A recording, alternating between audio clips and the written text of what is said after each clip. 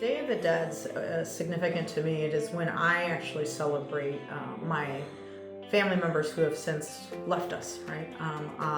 There's a couple components to Day of the Dead. Obviously on October 27th, our loved ones who are furry, our furry loved ones come back to visit us. For me, that is one of my first dogs, Zeus, so I always put a little altar together of some of his favorite toys, his favorite treat. And then obviously, Day of the Dead, my parents have since passed. I have many aunts and uncles who have all have left us, some recently. And I also put out things that matter to them. For my mom, Guadalupe, she used to love her pan con café, so I always put out her favorite pan was conchas, a little bright pink concha with some coffee. My father loved his coffee. He also loved pan too, but he also had a sweet tooth, so sometimes I'll put out some candy, some of his favorite candy. Same with my mom. My mom loved almond joys, so I will get some almond joys and put them out.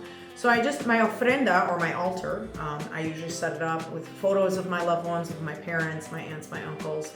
And then I will light some candles. I sometimes put some of their favorite flowers. My mom loved roses, but most times marigolds are the flowers that people put out. So I will usually put out some marigolds. I will buy a dozen red roses, and I will lay them on the altar as some of the favorite things. It is a way for us to celebrate those that have left us.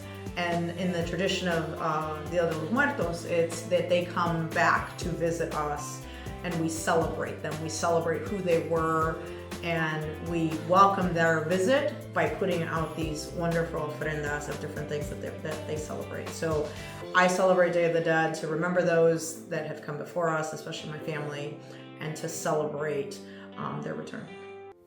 On Dia de los Muertos, I remember my grandparents, the pillars of my family. They taught us about sacrifice, about love for our people, about always giving back. When I light a candle for them, when I place their picture on the altar, I feel their presence. They're the reason I became a teacher, the reason I'm in public service. Their legacy lives in everything that I do, and on this day, I honor that. Oftentimes during Dia de los Muertos, you'll notice that people are setting up ofrendas. I usually put one up in my home every year for those loved ones who have passed away, including my grandmother, my mother, and my great-grandmothers, my grandfather, a lot of people who have passed away in my family.